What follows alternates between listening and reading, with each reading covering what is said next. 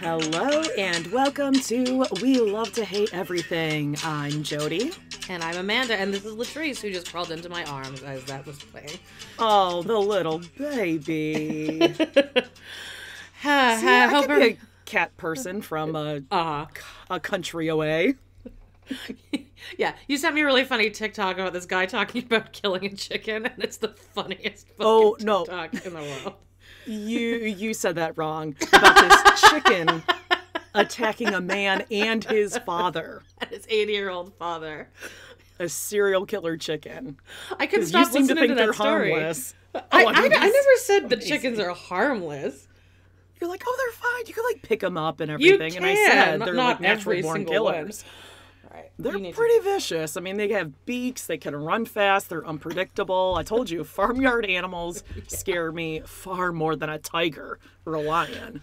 I don't know about that. I think a chicken would be considered an airborne animal, like during fight mode. Like like a cat? Yeah, like a cat.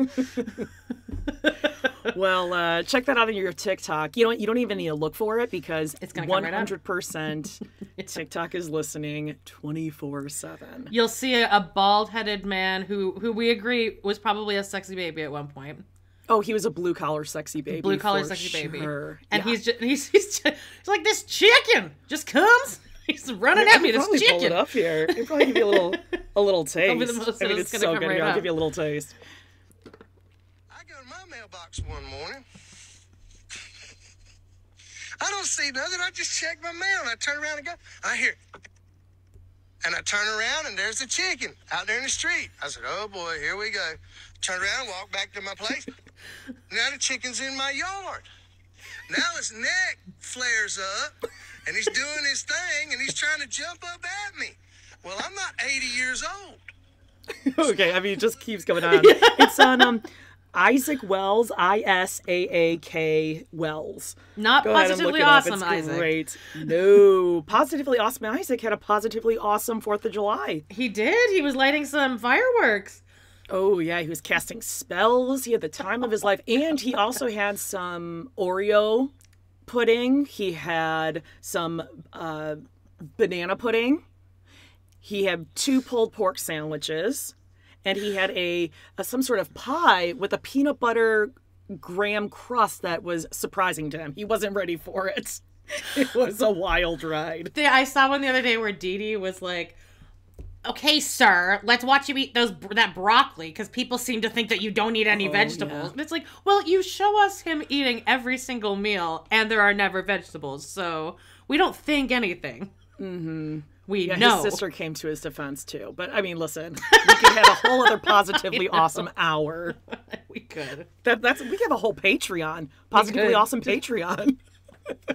Dee Dee would come after us for copyright infringement. Oh yeah, she'd want a cut of that.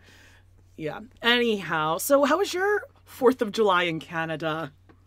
Oh, it didn't exist yesterday. July 4th. Yeah, I watched I started watching Ultimate Girls Trip, and then I realized I downloaded the wrong one. Like, You're a season behind. Yeah, but I guess it's good. Yeah, Ramona is just really, like, right out of the gate. It's like, oh my god, it is Ramona. Right, and the second season you cannot get in Canada anywhere except for on Crave, which I've said this before. All of my TV and my phone are from the U.S., so the app isn't even on any of the app stores on there. I'm saving it to watch while I'm on vacation the last week of July. So a little heads up, I'll be out of service. I'll be in one of the best states in America, Florida. I mean, Florida and I are like simpatico. Yeah, you definitely have the same politics as them. Yeah, actually, but I'm going on vacation the last week of July too. I thought you were saying Hamilton. Oh God, did you plan? No, I'm just going from Tuesday to Friday. Me and Walter are going to drive up to my family's lake cottage. When? Tuesday. Okay, all right, just making sure. Yeah, we're going to go out to the lake. Wow. This is like our first family vacation since 2018. Wow. Well, we went to Milwaukee for 2 nights last year. To help my niece move. I know. Watch out. You're literally Carrie Crum, the 80 Bryant, the Michael. Because she goes, if you want to check out a great, go down to Ohio. Yeah. my cousin, my aunt's house in Ohio. Yeah, it'll be fun. Yeah, and then over the weekend, I was hosing down the small dog yard, and the one day that I took my phone out of its case and I forgot. The charger that I have at home isn't it's starting to kind of not work, so I did order a new one. But it was at the point where I had to take the case off to really get it in there. Yeah. So I forgot to put it back on in the morning the one fucking day, and I was hosing down the yard and my phone dropped face down, and I knew it the second I hit the ground. I'm like, fuck. It's done. It's just cracked. No, it's just right in the very corner, and then there's one little spider web that goes across. Yeah. I already have the stuff coming today from Amazon Prime. You're already saying that before I go full mom. Before I go yeah, Daphne I'm like, you don't worry. I think I already sent you 4 websites. Yeah, but tell them on your end what was happening during that. Because I accidentally FaceTime audioed you. Oh my God. I mean, was it? I don't even know when that was, but it was this weekend. It was Sunday or Saturday. It was definitely Sunday because I was all the runner. blends together. But when I dropped my phone, I came and I just brought it inside, and then I went back out and was finished hosing. And that's when you butt dialed me, or you FaceTime audioed me. Yeah. And I think most everyone these days, we don't call each other.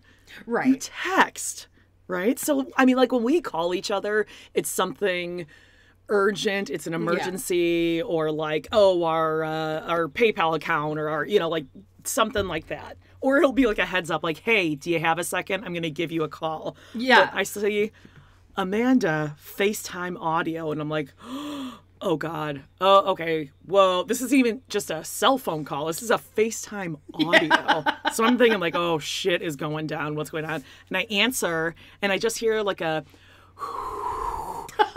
windy nothingness.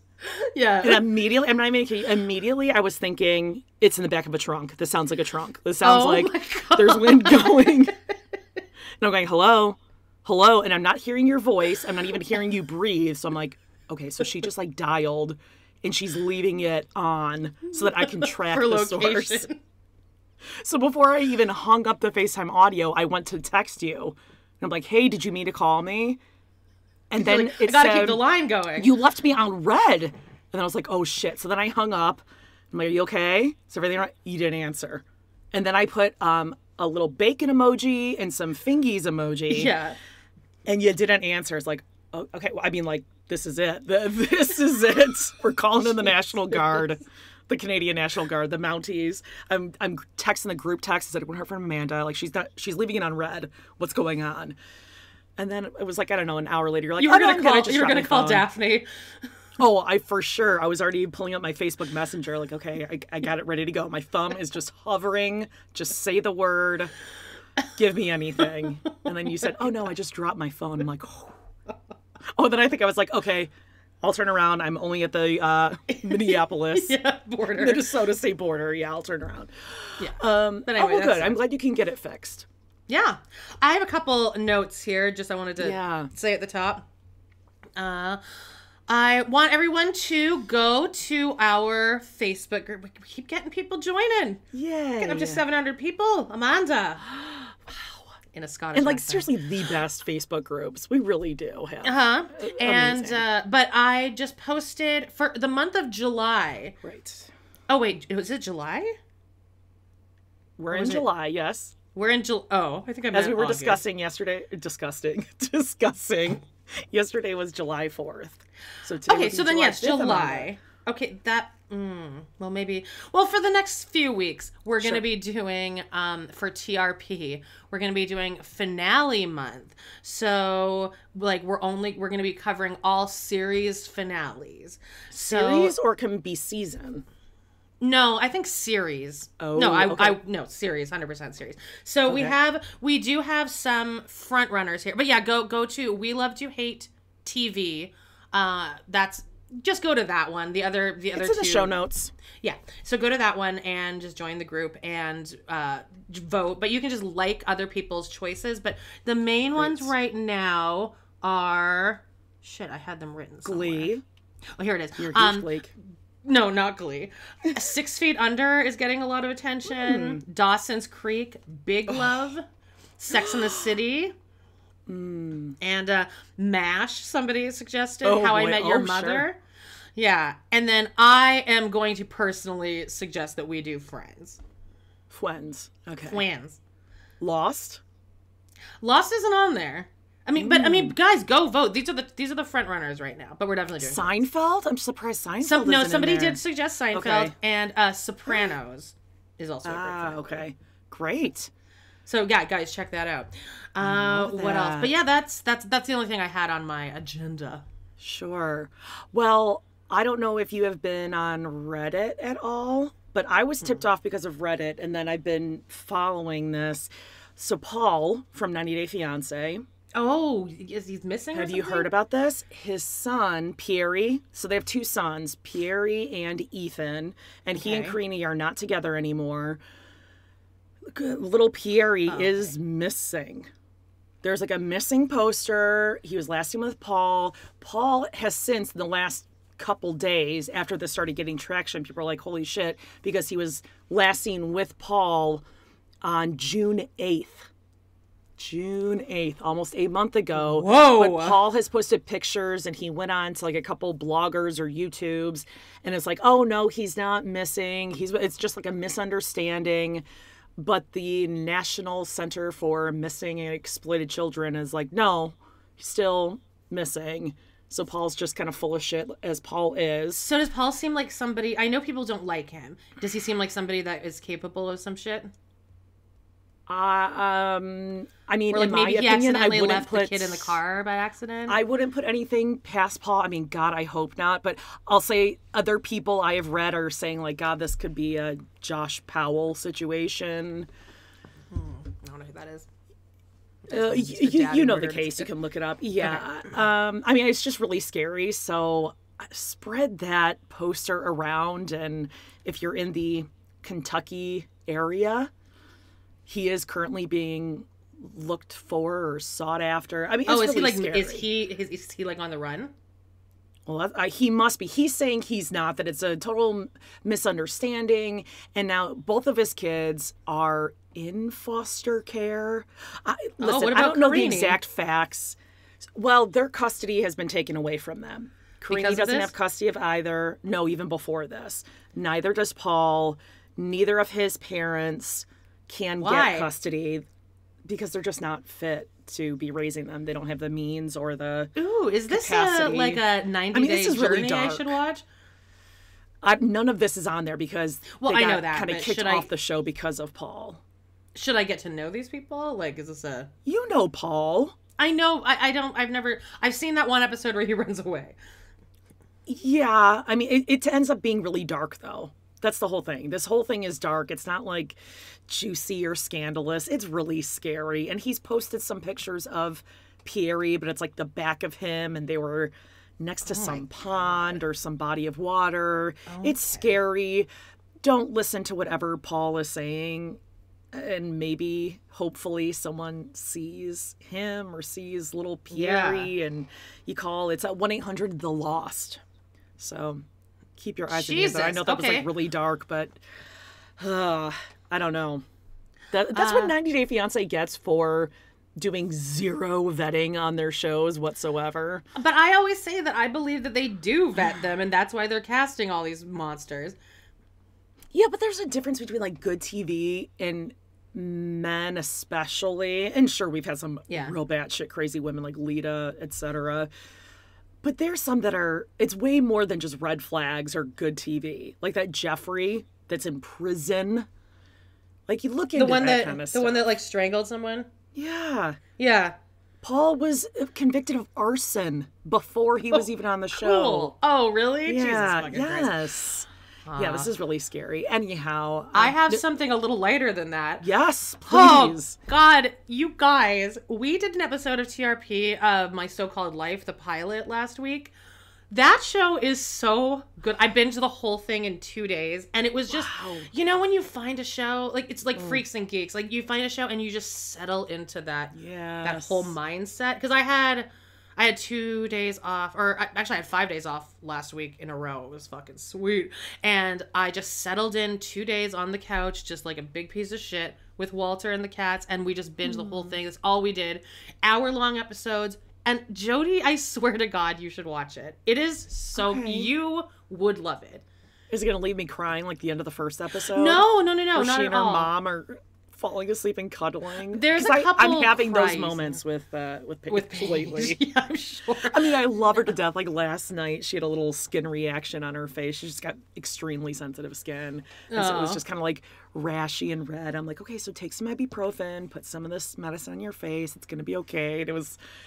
I mean, listen, we've all been there. You're just like hormonal and tween, and you think the whole world's looking at you. She's like, but you don't know.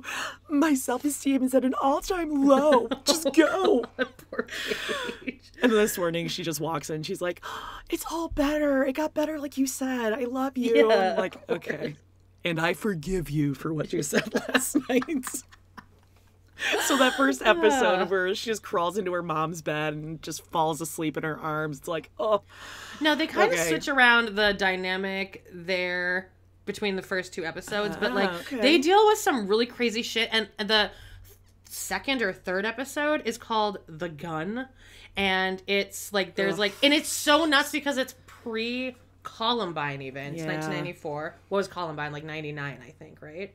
Yeah. Not that that was the first school shooting, but like that was when it really came into the lexicon. Well, and the news cycle was very quick, so it was on everything. Yeah. But this was just nuts because like there's a gun found in the school, and it does turn out to kind of be just like a misunderstanding. But everyone's just super like the kids are kind of just like making fun of it and laughing like, oh, I'm gonna shoot you, and no one's really that concerned about it. Like the parents are a little worried, but like the kids are like, yeah, no, it's fine.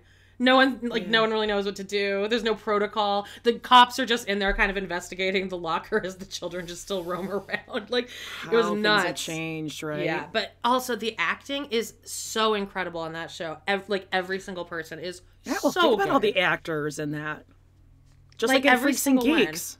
You know, I mean, the casting was amazing. Jared Leto is really good. His character really sucks. You get to know, like, every single one of the, like, friend group, though, is awesome. I really think that you should keep watching it. I know you probably don't have a lot of time, but I think Paige is also at the age where she should be watching this. She's right at the age where I think this is when kids her age would be watching this. I'll just let her watch Glee again. Oh, God. Do another run-through of that one.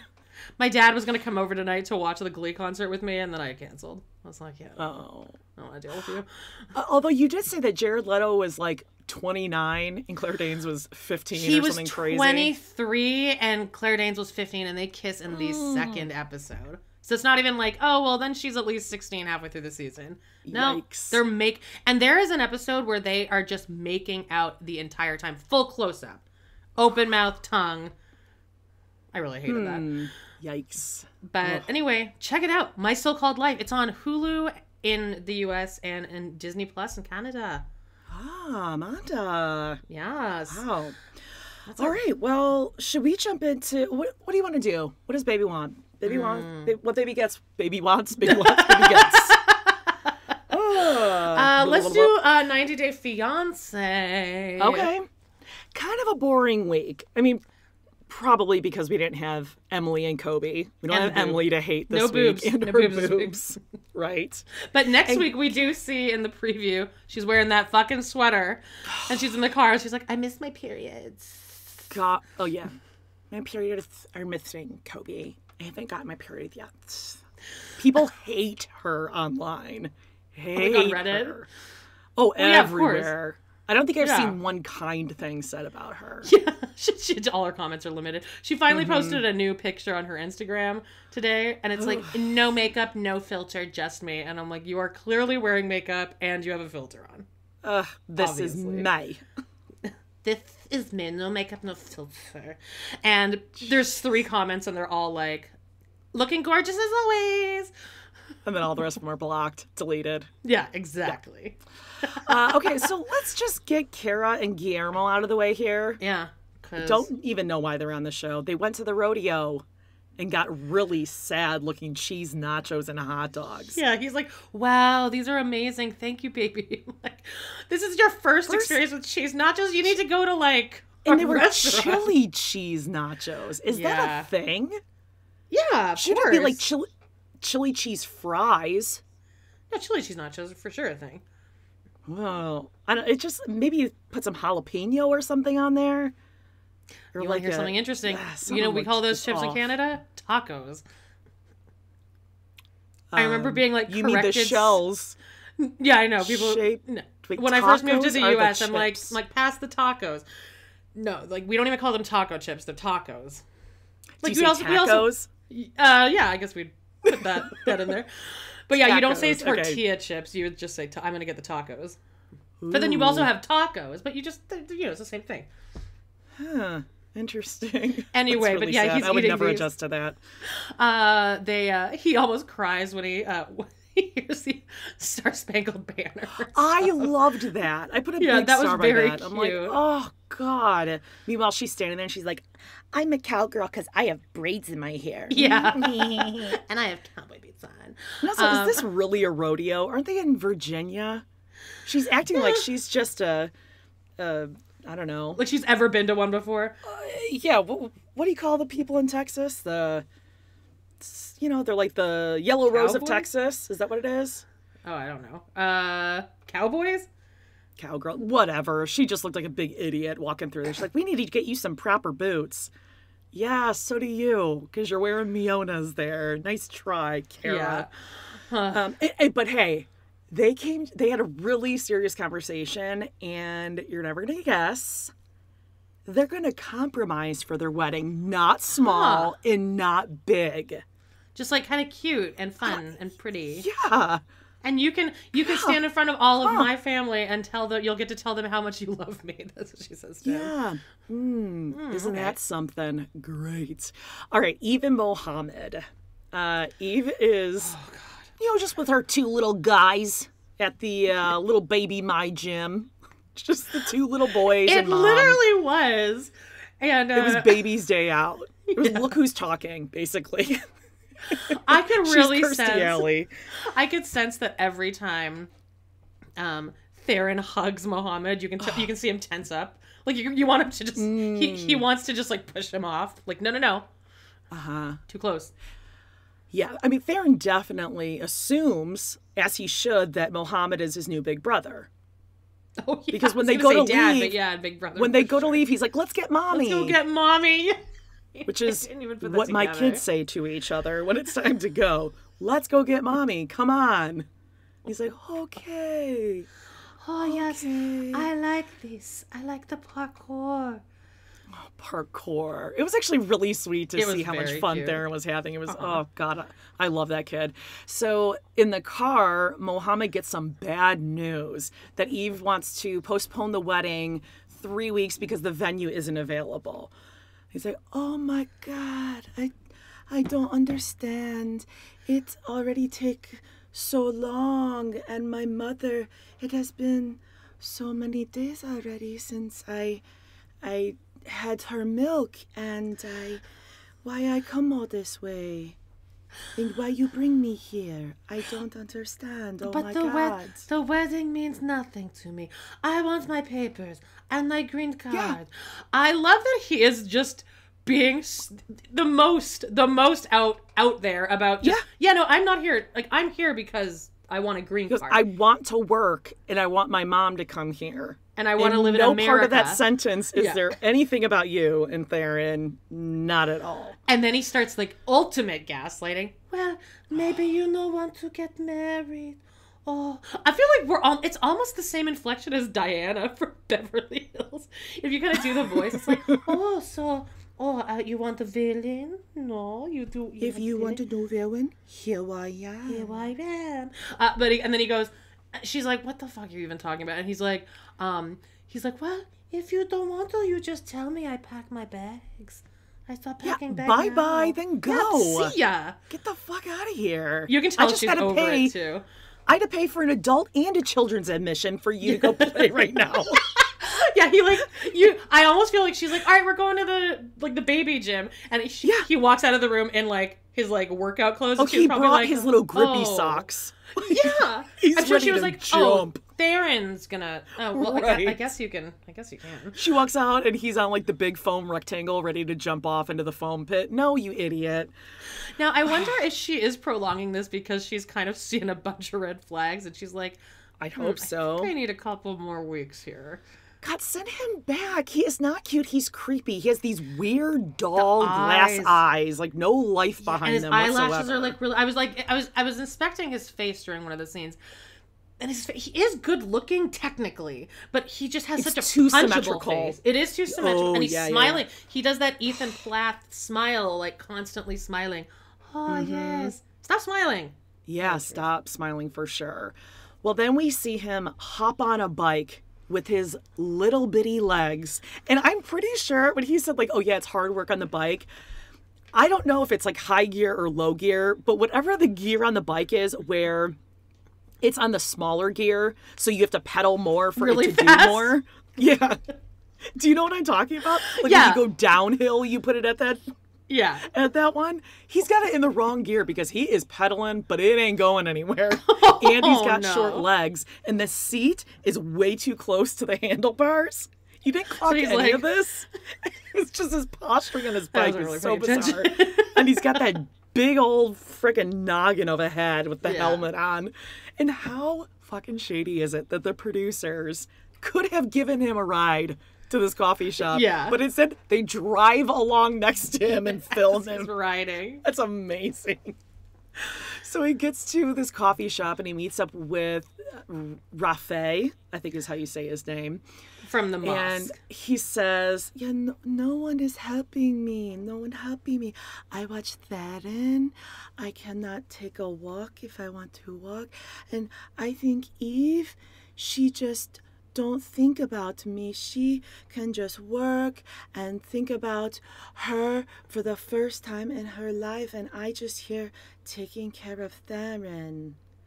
Oh yeah, she gets to go to work every day Who doesn't to make love money it? for you. Yeah. She did tell you ahead of time, while you're here and not working, you can help out. I don't think that's crazy. No, and there's no way that she didn't tell him beforehand. Of course I think he said whatever he needed to say to get on that plane. Yeah, and then you can see this guy's like, oh, okay, so she just like leaves you at home. He's just feeling out the situation. And then he's like, well, ultimately, what do you want? And he's like, I just want my mommy. I miss mama. Miss mom. Like Miss Bert. Yeah. Jesus. And he's like, well, I mean, I hate to ask this, but what would happen if it doesn't work out with Eve? And he's like, maybe I just find, and he, blinks his big old eyeballs. I just find another sponsor. As he looks at RHOBH, and RHOBH's like, oh, shit. You can see but his also, mind, you like, can't do that, though. Like, you can't just sponsor someone just because. You'd have to be, like, an employer. Because I tried to do this before I got married. You have to get an employer to prove... Actors, actually, that's one of the better professions you can be in. Because, like, you have to prove as an employer that this person has a very... there's, like, a specific word. But, like, a tremendous ability. Like, an ability that no one else has in the country. So, as an actor, it usually works pretty well. Because it's like, well, this person is perfect for this. But I wasn't even... So, he would have to, like, employ him and then prove to the government that no one in America... He has an extraordinary talent. Extraordinary talent, that's what it is. Mm-hmm. That Mohammed has the skills that no one else here could do. So he can parkour like no other 8-year-old, right? Yeah, like he honestly seems to think that just like if Eve's not going to find someone. Yeah. Like be and like, RHOBH I'll is sponsor quickly him. I got it. Trying to divert attention away from himself as a possibility. And he's like, oh, so another wife? And he's like, no, maybe I just find friend. He's like, oh, like a woman friend who like doesn't come to this coffee shop at all. Maybe he's someone like far he's away. like, so who do you know? And Mohammed goes, I don't know no one. I was just throwing out idea. And then his friend's like, well, you're gonna have to go back in like 30 days anyway. So, and then also once you go back, you can't just keep coming back and trying it out with new people. I hate him. And actually, even in the car earlier, Eve says to him, I'm just starting to worry that it's all about the green card to you.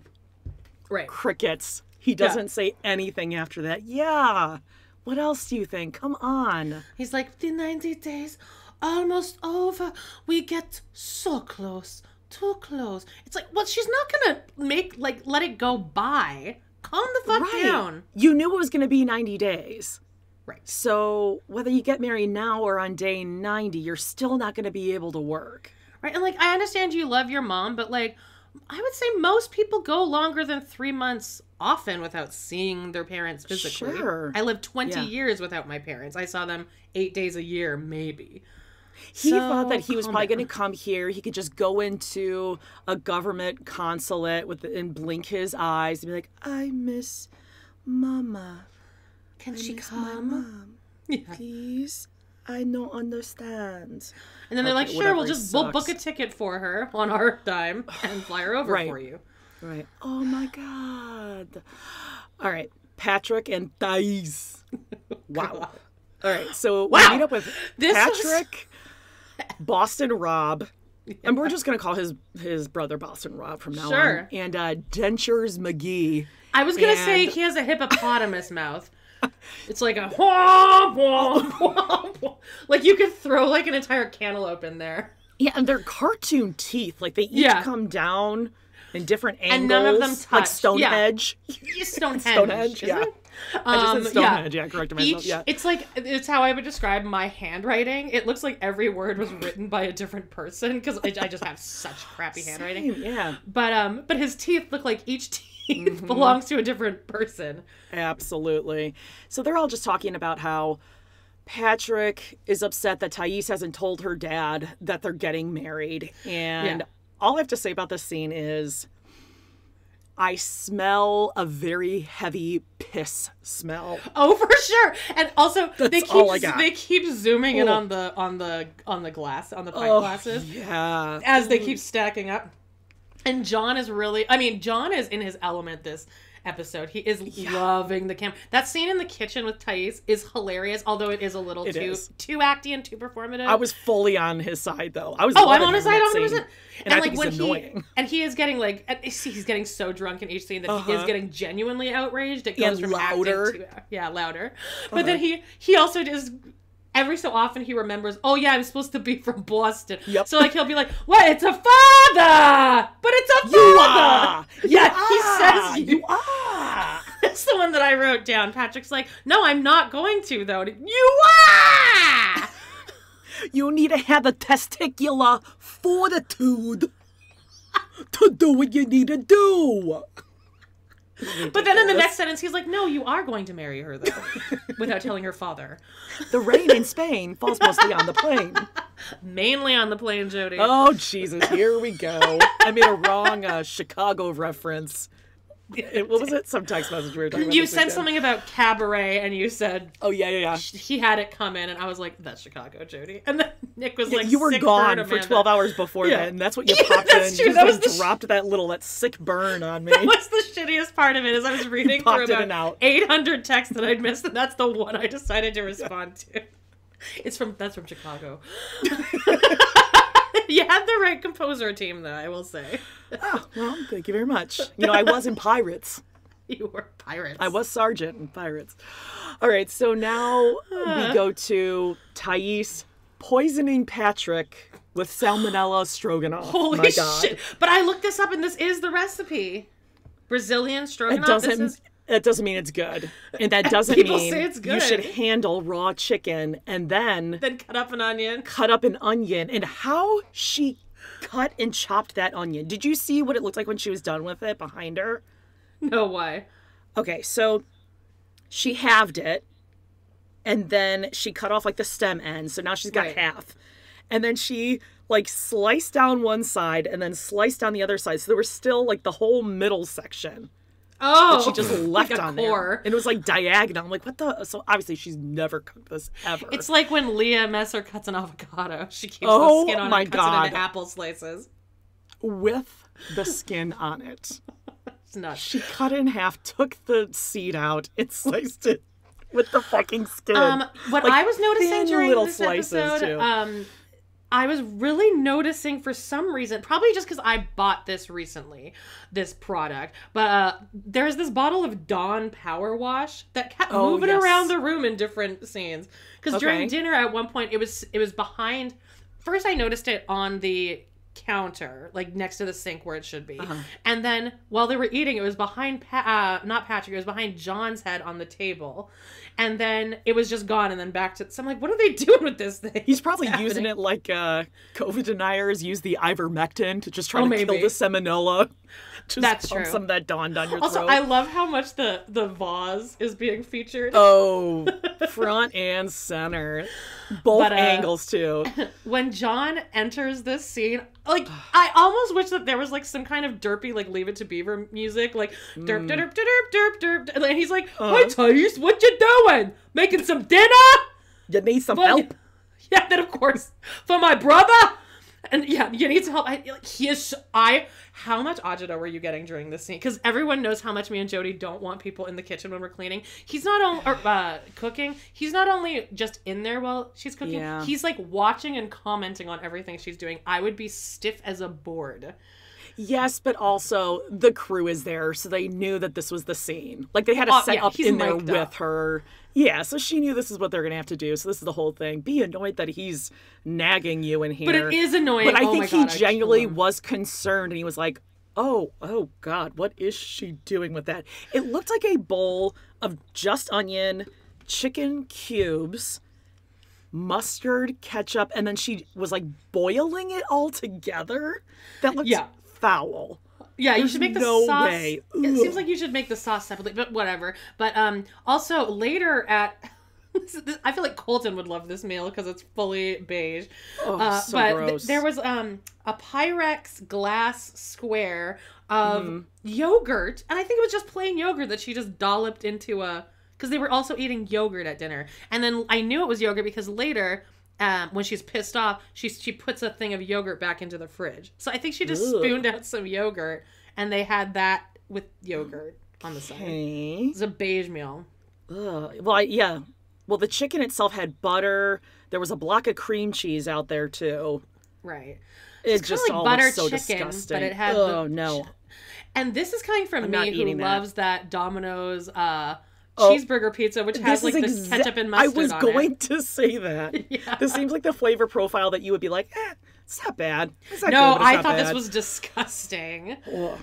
I mean, it was pretty funny when John tasted it. And he's like, she overcooked the shit out of it. That was like rubber with ketchup and mustard. Yeah, but the part I hated that if he had been a better actor, he could have actually sold more. But this was so when he bites it and then spits it out and then goes, "It's so good." Okay, shut up, you fucker. Yeah. Good one. But don't eat it. We didn't even invite you anyway. And then he's at the dinner table. That was the funniest part. The funniest little nuance of this scene is she's like, "I'm making for my fiance," and then John romantic just had dinner. Yeah, I also noticed. Oh, and then. And then another, like, honey, I'm home. Oh, Patrick, like, comes in just so what is this little backpack? He's got, like, a one-strap backpack, but it doesn't strap all the way through. You just hold it. Like an old school boy with, like, a belt around the books. Like Anna Green Gables. Hi, Mommy, I'm home. Oh. My mom, Carol, is leaving for Nova Scotia in a couple days. Oh, that's right. Yeah. You better check out Anna Green Gables. Oh, that's really all there is to do there. As she said in her words, we're going to Anne of Green Gables. Well, she's not going to be able to avoid it, though. Like, everywhere you look in the Maritimes, there's Anne of Green Gables products everywhere. Yeah, I know. Great. It's a dream. Okay, so they're eating the stroganoff. Boss and Rob asks Patrick if he likes it, and he's like, yeah, it's good. And he's like, that's love. That's love, my brother. That's love.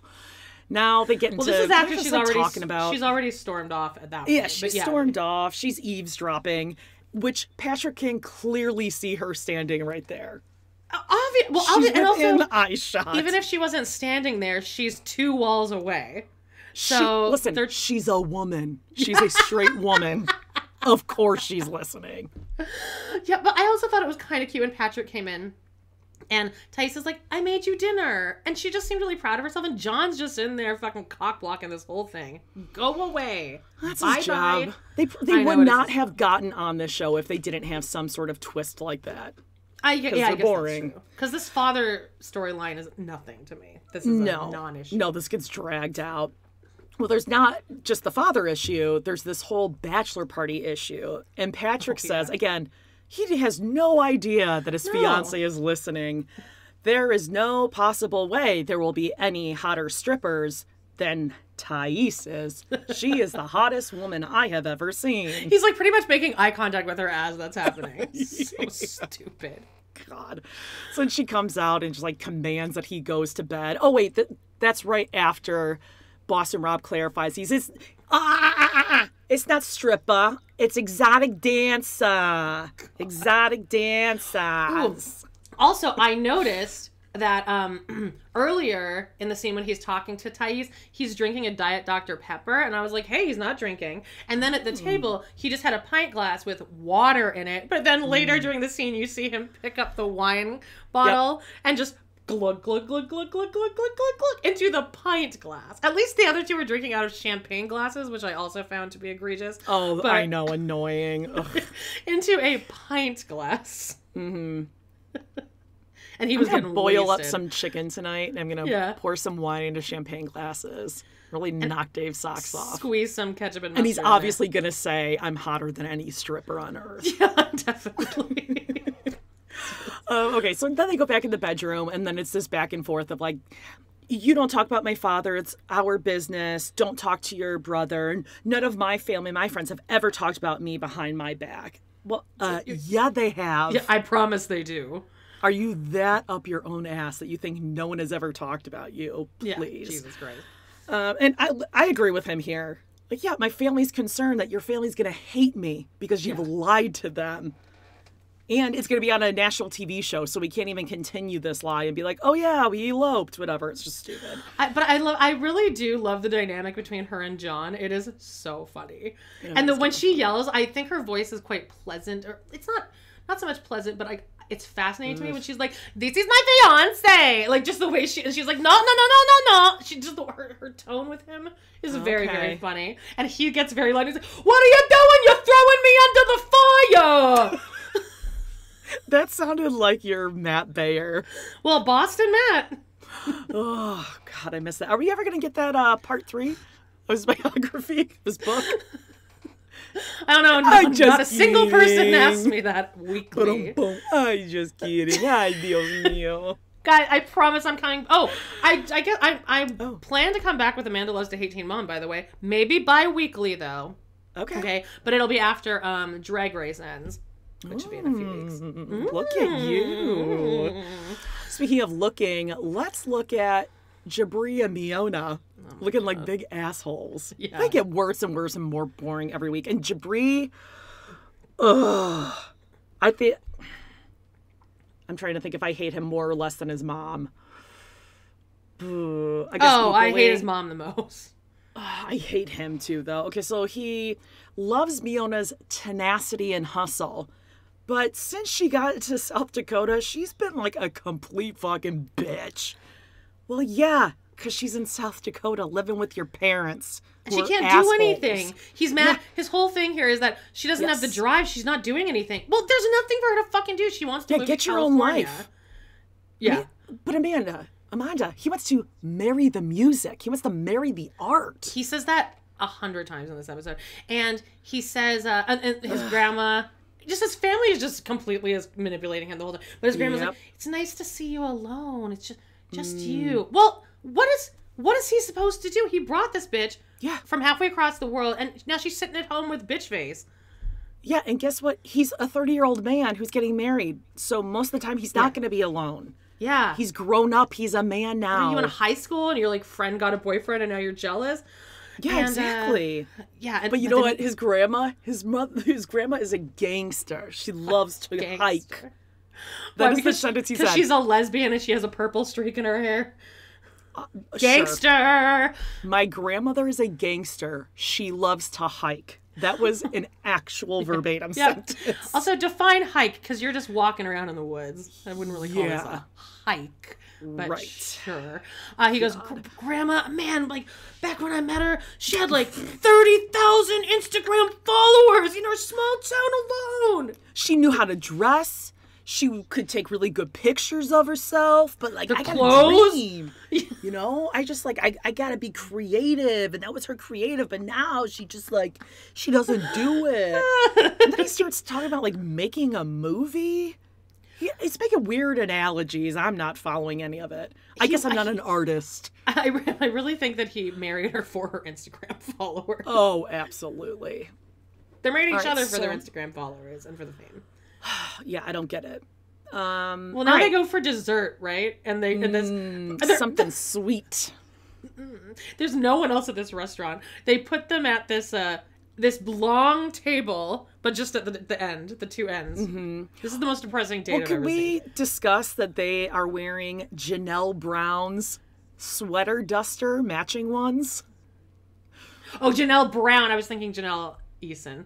Yeah, totally. I actually kind of like that, but I would never buy one of these now because it would make me think of fucking Jibri and Miona.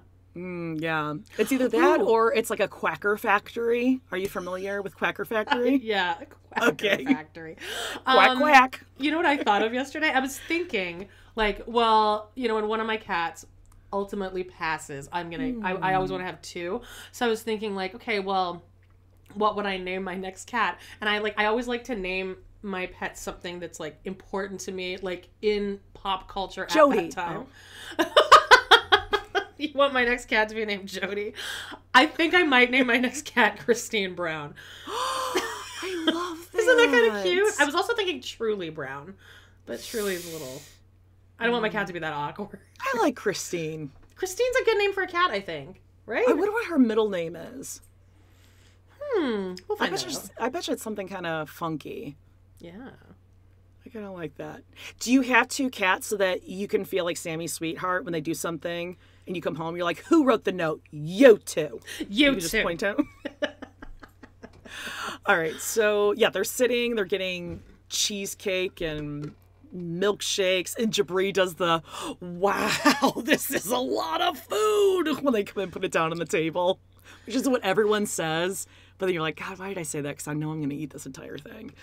I sent you that TikTok that was like, that guy that's like, what am I going to eat? I just don't know what I'm getting. And it's like, God, this menu's so huge. Ooh, it's like choices. 2 weeks earlier, me investigating the menu online. Yeah. Which is you know exactly what you're getting. So he's basically saying, my family thinks that we spend all of our time together. And listen, if I'm in LA and I'm in the studio for 12 hours, like, I need to know that you're okay to do your thing. You know, I mean, it's you and me or just me. Can you do that? What the fuck are you talking about? Yeah, I'm here in the middle of winter in South Dakota living with you and your parents. We're gonna be around each other a lot. Like, what does his family expect her to be doing? I don't know. She no can't one seems drive. to understand she can't get a job and she can't drive. She can get a bike. Yeah. Ride around in the snow. My favorite part was when they start talking about the beach wedding again. And Jibri, first of all, she's like, well, first of all, he agreed to the beach wedding. And now he's taking it back. When they went to Chicago. Mm-hmm. So then he goes, when have you ever compromised anything with me? Thank you for bringing this up. She compromised by coming here and living with your parents in South Dakota, which is not the original agreement. Yeah. And wearing buy one, get one BOGO sweaters from Quacker Factory on Flex Easy Pay. She has compromised quite a bit. I can't imagine my boyfriend wanting me to dress like that's just such a different personality type that I can't do. And those sweaters were so over the top. And him with a stupid cowboy cosplay, cowboy hat, walking into a restaurant when she'd be like, avoiding eye contact with the hostess. I know. I need a green card though. Like, he really likes. He's into this thing. It's not me. His tattoo on his neck, I think it's like a moon, but like his whole neck is pretty much like kind of blacked out, and then there's like a circle moon, and it looks like a phone The thing you put on the back of your phone, the popper. Pop socket? Yeah. It looks like he has a pop socket on his neck. Would you just be like listening to him talking? You just reach across the table with your thumb and go like push it in. Just push. I can't have one of those on my phone because I would just be pulling on it. It is pretty addictive. It's very satisfying. Yeah. Yeah. So yeah, they leave it where he says, I don't want a spoiled princess. I want a queen. I want to build an empire. Build an empire. Well, go play a board game or something because this is not life. You're not going to have an empire. The black serfs, though, Jody. Jesus. I don't know what she sees in him. There is zero redeeming quality. He's so fake. He's so funny. Her face is getting to an extreme weird look now. Oh, no. Maybe her fillers are starting to kind of rearrange. She just looks so strange. Okay. Oh, speaking of looking strange, Benny and Ari. Oh, my God. Does it cost extra money if she uses the shower in that apartment? I was just going to say, when was the last time you think she showered? Good Lord! Yeah. No, listen, I have thin, wavy hair. Like, I have to wash my hair every day. And I'm not even, like, greasy, but when you wash your hair every day? I thought you were not supposed to do that. I know you... Oh, listen, I know you're probably not supposed to, but if I don't... Like, okay, I haven't showered yet today because I still need to work out. And I'm getting my roots done next week. But when you have thin, wavy hair like that, it looks really greasy. Even though it's not, it just looks like that. Yeah. But we're not on national TV. We don't have a crew showing up to the house. And if you went to the extent of putting on a midriff top and a skin-tight miniskirt, maybe just throw your hair up or wash it. She just looks. You don't even need to get gross. in the shower. You can pull that shower head off and just lean over and do it. Oh, quick one. Yeah. Dry shampoo, something. A bandana, a headband. Put it up, is what I say. A hood? I don't know, whatever. Leandro comes over to go wedding shopping. This is so contrived. Binyam is like, Ari, what are you doing? You've been in bathroom long time. I mean, the daggers I would stare at Dave. If he said aloud, you've been in there a long time. What are you doing? Yeah, God. but also this is so contrived. Oh, like, I mean, this it's was so clearly stupid. like, yeah. okay, he's going to come over, you're going to pretend you're pregnant, they're going to go get a pregnancy test. This was so badly acted. Because if anyone parts. showed up and she was like, yeah, I know we're supposed to go wedding shopping, but I don't feel good. I don't want to go. I'd be like, I came all the way here. Yeah. And now you're telling me you're not up for going? Sure. So... Leandro asks when her last period was. So stupid. So they drive to get the pregnancy test. They talk about how many kids. Benny says he wants like, what, 5 or 10 kids or something. Leandro's like, I guess you don't know your wife as well as I do. So stupid. And then Ari wants maybe one more. All right, whatever. She goes to her bathroom, which she has never cleaned a mirror in her life, apparently, because there is... Well, at least we know they brush their teeth because there's toothpaste spit all over it. Everywhere. And then she comes back out and she's like, there was like no wind came out of her mouth when she says the word negative. Did you hear that? No. She goes, it was all in her nasal cavity. All right, so she's not pregnant. Now they go on their date. Yeah. It's a fun date. What in the hell was she wearing? What is she wearing? Remind me. You did not clock this. Hang on. Let me go to it. They walk out of the apartment. She is wearing a mini sparkly, it's like an iridescent and sequency even cocktail dress with a leather jacket with leather ankle booties. And they're going to like hair, the Pancake house. Oh, wait till the Pancake house. I'm going to send you a link here in a second. Her hair still greasy and dirty, but it's like a half up, half her hair down. Is super dirty, yeah. And like old glasses because she couldn't find her contacts or some shit. And this is what she's wearing to go to a pancake house, a breakfast place. Because, you know, they need a much needed time alone with one another. How much alone time does this bitch need? She is so fucking needy. Oh, she looks real. Okay, I do remember. Her hair looks the so greasy. She Ew, looks it looks disgusting. so bad. She looks dirty. Pull yourself together. You're not going to work. Benny's not going anywhere. You have one kid. Get yourself in the shower. This is your job. Shower, for Christ's sake. Okay, so now they go to PJ's Pancake House. I sent you a link there once you pulled it up because, of course, we're going to have to go through this menu. I never brought Leandro here. This is like really cool. My parents carved their names in these tables. Isn't that so cool? My mommy and my daddy carved their names. No one cares about your stupid family. No one wants to hear funny quips about your family. Am I right? Yeah, no. All right, so we had to take a moment here to take a look at what they chose to eat. Because I'm thinking, okay, they went to a pancake house. We're going to see some amazing breakfast for dinner food or something, right? Right. She got some sort of, well, I think I know what they got, but what I thought she got was like a burrito with mashed potatoes. Oh, God, and he had a burrito-looking thing with fruit. So I had to go look at this menu, of course. I think he got a burrito and then just didn't eat the tortilla. No. Okay, well, I'll tell you what he got. He was eating with a fork. Okay. All right. What? Okay, so this is PJ's Pancake House, 154 Nassau Street in Princeton, New Jersey, 08542. According to Chow Now, their menu, this place is extraordinarily expensive. Yeah, okay. Yeah, I forgot that they were in New Jersey. That does make sense. Really? Mozzarella sticks is $12.50. That sounds right. A cup of French onion soup, $11.50. Yeah, for a cup of soup. New York prices. Oh, that's insane. Onion rings, $12.50. Oh my God. Okay, this is insane. So, plate of pancakes, they're around like $18 to $22, which is outrageous. Now, if you go towards the bottom, they have what was I gonna say? Like skillets and omelets. They have Benedict's. They have a Krabby Benny, which I think you'd like. Mini lump crab cakes over toasted English muffins.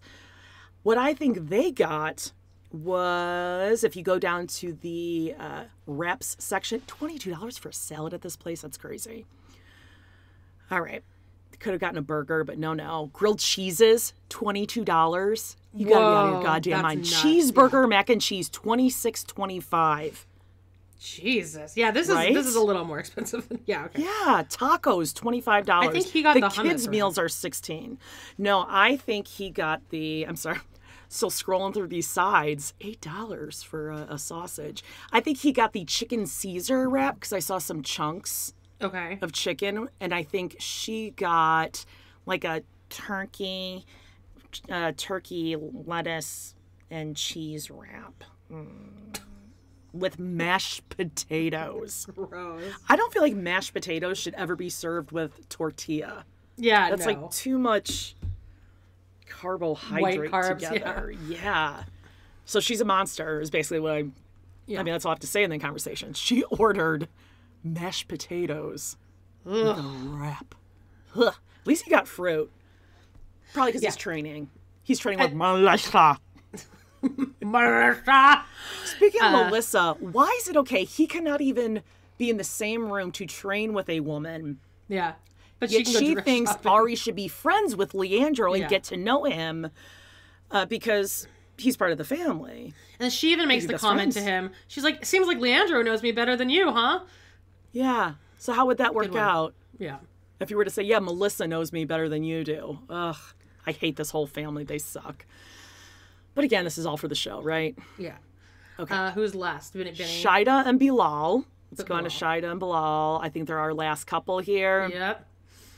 Bilal's having a little pity party. Yes, he is. He's pounding. He's man pouting. Just, yeah. Oh, gross. And Shida is just the night, like the way she's trying to kill him with kindness now. Yeah. It is the beautiful blue skies out there. I cannot. It was just so cute the way she did this too. I can't let this go to waste, can I? She's like, I'm not going to feed into it because I know he wants me to come and be like, "What's wrong? Are you okay? I'm sorry." Yeah. And so she's just going to steamroll right past it, just like he steamrolls past her. Yeah. When she's not happy about something, she's going to do the same thing. He's laying down on those weird knot-shaped pillows that he has around his staged house that I don't think he actually owns or lives in. And he basically just wants to punish her for making him grumpy. And for wanting kids and for, wanting to ask a lawyer, talk to the lawyer. Yeah. So they go outside to do yoga. And afterwards, she's like, oh, okay, so how do you feel? And he's like, fine, I guess. I mean, it's good to see him playing over there. They're having a good time playing over there now. You're going to glaze over the fact that during her yoga, he was being such a fucking cocksucking asshole during it. He's like, also, at least the daughter was trying to, like, take it seriously. Yes. And I guess Bilal was being, like, kind of cute with the son. But, like, okay, it's funny a couple times. But at this point now you are disrespecting my entire, He's like... purposely, yeah. This is her shill right now. You got to talk about yourself. This is her way of promoting a potential business she could have. Yeah, and I would take yoga from her. She seems like she'd be such a good yoga teacher. Yeah, but he's purposely just being like, I don't know what you're talking about. This is dumb. I'm just talking to my kids. He's like, I mean, I'm just stressed. I mean, sometimes you say and do things. And she cuts him off immediately and is like, okay, so let's just like go over there. I'm like, oh God, fuck you, dude. Yeah. She's got his number. You know who's just as bad as him is his fucking cunt of an ex-wife. Yeah. You guys should get back together. Hate them. Yeah. Yes. Now I see why they got together. They actually remind me exactly of the Snowdens, Dimitri and Ashley. Oh, I've been rewatching that, by the way. That's that season. Because I wanted to watch the... So, you from North Carolina? How is the weather?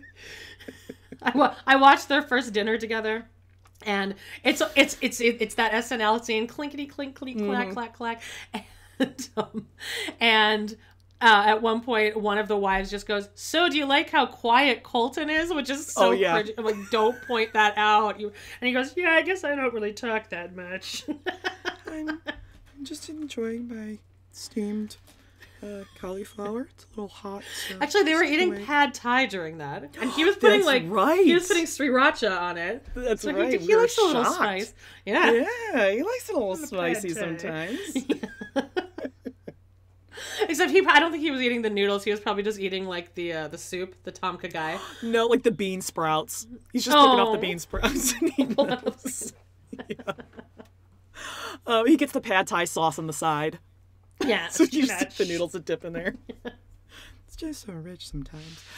Okay, so Bilal's ex comes over, and she is a loud and very forceful talker. She talks like this.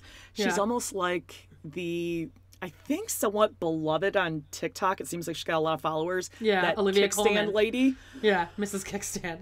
I like her content, but she really does just scream. Which is what everyone says about me, but I don't think I sound like that. No. I mean, she screams and yells every time it's like this. I can't take it. Same thing. Good content, but stop yelling at me.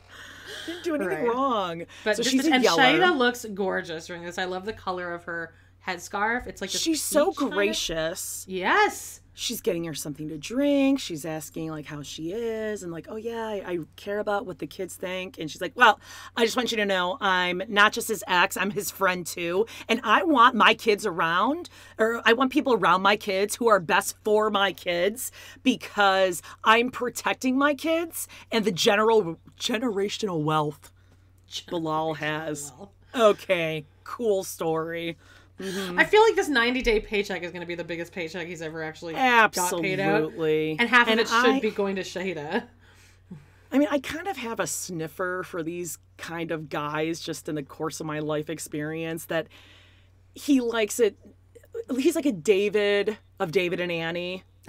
Before he found Annie, where he's kind of a shyster. He likes to think that he's very successful and he's got a lot of money. And when he's found out, it's like never his fault. It's just like a bad series of circumstances. Yeah. Poor me, whatever. I think that he has a lot of things, but he doesn't have any like actual liquid. I would love to see how much debt he's in. Oh my God, so many credit cards. Or how many times like he's in claimed his kids' bankruptcy. names. Yeah, I bet he's like very much like him and Cody Brown should be business partners. Yes, things are moving around. Yeah, money and debts are always moving around. Yeah. Lots of refinancing, combining credit cards. Yeah, I have a feeling that probably added to reasons for the divorce. So, that makes sense. But yeah, she seems to be mad at Shayna. She's like, I'm very upset that Bilal didn't make this meeting earlier. It's like, well, that's not my What did fucking you want problem. her to do? Like, get your phone number when she was in Trinidad and call you? Because you seem like a very open person. Yeah. So pleasant to talk to. Also, Shaida, am I saying it right? Is it Shaida? Shaida. Shaida. Right, so Shaida, and then Shaida is his ex-wife. Oh, God. Well, I mean, it Shaida, is really the same name. Shahida. Shaida. The one we like. Yeah, Shahida. Yeah, hers is a little more different. Shaida, you don't want people, bad people around your kids. Okay, but isn't this the most ideal person you could She just hates that Shaida's perfect. That she's prettier. So jealous. Yeah. In her eyes. Is. I mean, I think they're both beautiful. They are both gorgeous, but Shaida's nice, charismatic. Calm. Like just, yeah. She's not Shaida's gonna get argumentative. she must be getting so many people messaging her. Oh, yeah. I mean, this must be so good for her ego now that this is airing. She's doing it all right. And the way Shaida handles her is so good, too, because she's like, I understand, and, I mean, I am very well established in Trinidad. I don't need any of this shit. Yeah. And then at one point, she just goes, are you okay? And it was I loved it. Okay, and she's like, okay, so are you, like, we're good? You good? Are you okay? Like, almost like concerned. And that fucking ex didn't even know what to say, like, I mean, I guess it is what it is. I mean, I didn't come here to make friends and, like, fun and games. Well, why not? Yeah. So you are saying, like, you want to make it worse for your kids. Uh-huh. Yeah. Like, you should go into this being like, okay, we can be friendly. Yeah.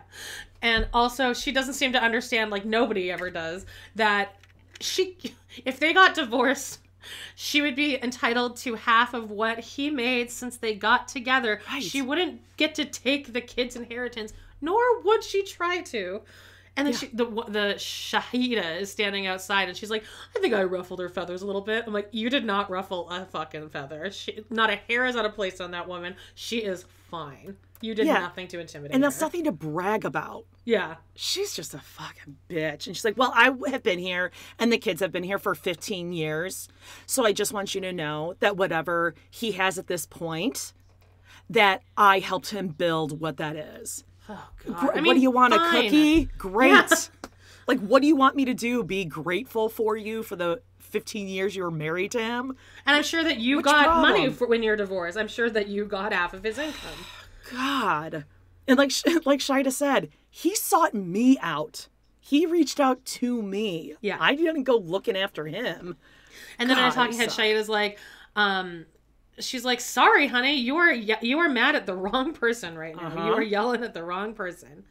So, yeah, his ex definitely thinks that she was going to come out of this. People are going to be loving her, and she came across just as a bitch instead, which is great. Yeah. All right, so next time on... Oh, sorry. What was I forgot what I was going to say. It doesn't matter. Go ahead. Well, next time, we're going to see that Miona comes out of a conversation with Jibri's parents thinking the conversation went really well, and they cut to his stepdad going, well, this is bullshit. And Mom's like, we need to find out if this is really what Jibri wants, expression. No, you don't. He is an adult. And you've also asked him 27,000 times. Jesus. We find out that Emily is pregnant with her second baby. And Bilal... God, this is where I hate him. Okay, so he says to Shaida, I mean, before I had brung up a prenup. Oh, Mr. Smart, manly man, successful. Brung is not a word, you fucking jackass. And then Mohammed is like, I have dreams. Great. Okay. You want to, I don't know, have a musical number for yourself, Mohammed? Oh, we don't get to see Kara and Guillermo? We talked about them. Oh, no, I mean for next week. I don't remember. There's so much more story to tell. Oh, no, I think she says something like, oh, well, tell me if you want to get married or not. You're telling me this right now? Yeah, whatever. Shut up. But, okay, let's get to the bells of the ball here. Sinking sister wife. Episode 5, do you have condoms? Shall we start with the Epps family? Marcus, Taryn, no, India, I need to start with the bells of the ball. Like, if we can just start with them. Mixing it up a little bit. Okay. Yeah. I'm bad with the names. What's the name? Foley's, Steve and Brenda. No. Oh, but that was a good one. No Murfields this week. No Murfields. The Davis family. Apewo, Nick, Jenny and Yes, Danielle? yeah. So Okay. the new girl's name is Danielle, right? Danielle's the new girl, right? Have you noticed that she has this tick where when someone's talking to her, she nods really, really, really fast and then Yes. smiles? No, smile. And Uh-huh. it is so irritating. Now that I've thought of it, it's all I can think of. It's just, but it's not like a nod like you do when you're naturally talking to someone. Like you're listening. It's just I'm so nervous that it's not going in my ears. I'm doing it right now. And then a smile. Nervous smile. Well, I would have a nervous smile too. I'd be ticking and having a nervous smile if I was sitting down with any of these people, especially over a nice, cozy cup of hot chocolate. Are they drinking hot chocolate at one point? Yeah, that's what we meet up. It's a ladies' time just to sit down and talk. This first scene, yeah, okay. Over some cups of hot cocoa. Do you have any marshmallows? Yeah, when the person sits down the cup in front of Danielle, she nods a bunch and then she goes, ooh. I've never been that excited over a cup of coffee. Yeah, I don't think I've ever in my life ordered a hot chocolate at a restaurant. Ever. No, me neither. It's just not something I'm like, but would you react that way if a cup of coffee was put in front of you? Ooh. No. Like if a cool cocktail was put in front of me that looked like interesting, I'd be like, oh yeah. That's like the whole table's like, ooh. Look at you. You know what I love is like if a cocktail just, even if it has like 3 little like, like a little orange curlies or something? Something like that. Or like I'm thinking like a stick with 3 little like currants on it, like currant berries, like 3 in a row. I like that. Yeah. Yeah, just French martini. A hot milk. There was like a little cookie or something on the side. Did you see that? Yeah. One little tiny cookie. Very teeny tiny. And I think Danielle actually picked it up at one point, like, what the fuck is this? Then she just put it back down. But they're going to talk to Danielle and see how she thought the date with Nick went. I mean, are they just like completely ignoring the fact that they all REM cycled together?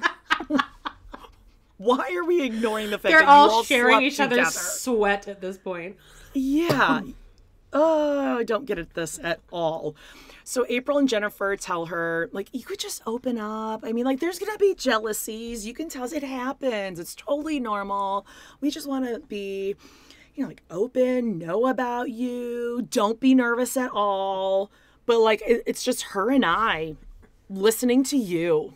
Go ahead. You talk, but not too much. So they ask her if she wants kids, and she's like, yeah. Doing your nodding. Yeah, I definitely want kids. And then Apewo says that she also wants to have kids. I mean, like, she's talked about it a little bit with Nick, and, they might have kids someday, but she's going to see if the other wives want to have them and, give them their chance too. Well, April, you're going to need to get right on that pretty soon if you want to have kids. She's 36. And Nick is 38. Like, you're getting up there with that old sperm, and your biological clock is ticking like this. Yeah. What are you waiting for? Oh, I mean, like, is April just bringing these girls in so she can get out? I don't know. She just seems so dead inside at this point. Yeah, I don't... You know who April looks like? Who? She looks like Renee. Renee from your workplace. Yeah, but she's long since been fired. Former Renee. Former Renee. But there was this girl that was like bullying the shit out of me for like my first few months working there, and they have the same face, that same like, always in a frown. Does Renee have a side of bang part that starts above one ear and goes all the way over her head? Yeah, she really likes that. Yeah, she likes that super side part. She leaned in. Maybe that's a producer thing, because Emily on 90 Day has that too in her talking heads. That weird ass part that starts all the way over here. Emily on... Oh, yeah, she does. Emily has great hair, at least. Okay. All right, so Danielle worries a little bit because she tosses and turns when she sleeps, and she seems doesn't like know how a bed's going to work out. I feel like she snores. Okay, you know what? Some of us need to breathe at night. Oh, sorry. Sorry that some of us need to live through the evening. Want to wake up rested in the morning. Not all of us are blessed with in a perfectly straight septum in our noses, okay? Well, I Some don't of have us a even straight had septum surgery to either. correct it. It didn't take, all right? Did it not take at all? Well, they strained it, but it didn't stop the snoring so much. I don't get I don't get sinus infections. I used to have them year round, just back to back Right. to back to back. I haven't had a head cold since I moved here, actually. It's Canadian air, Amanda.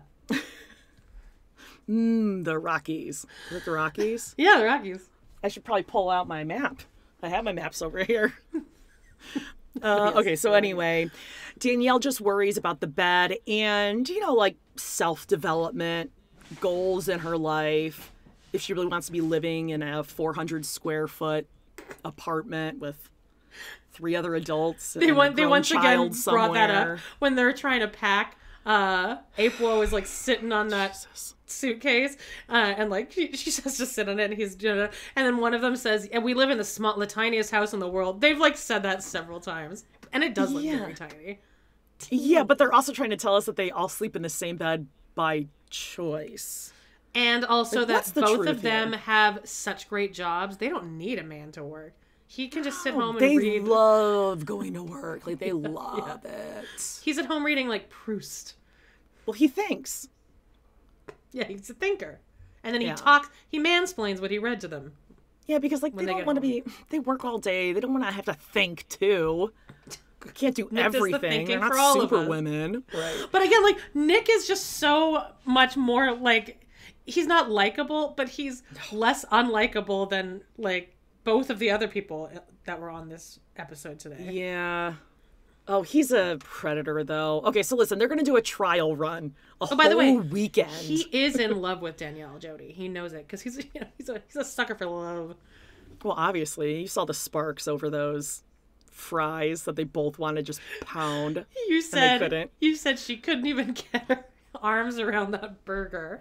She couldn't. That's why I went. That's why it went untouched. Yeah, it went untouched. She couldn't reach her drink across the table. It was right on the edge of that table. She couldn't reach. It was right there. Oh, goodness gracious. All right, so they're going to go on gonna be this fun. trip to this Airbnb. So you're thinking like, oh, cool, an Airbnb, which, by the way, I think that's just the house three houses down from any of us right now.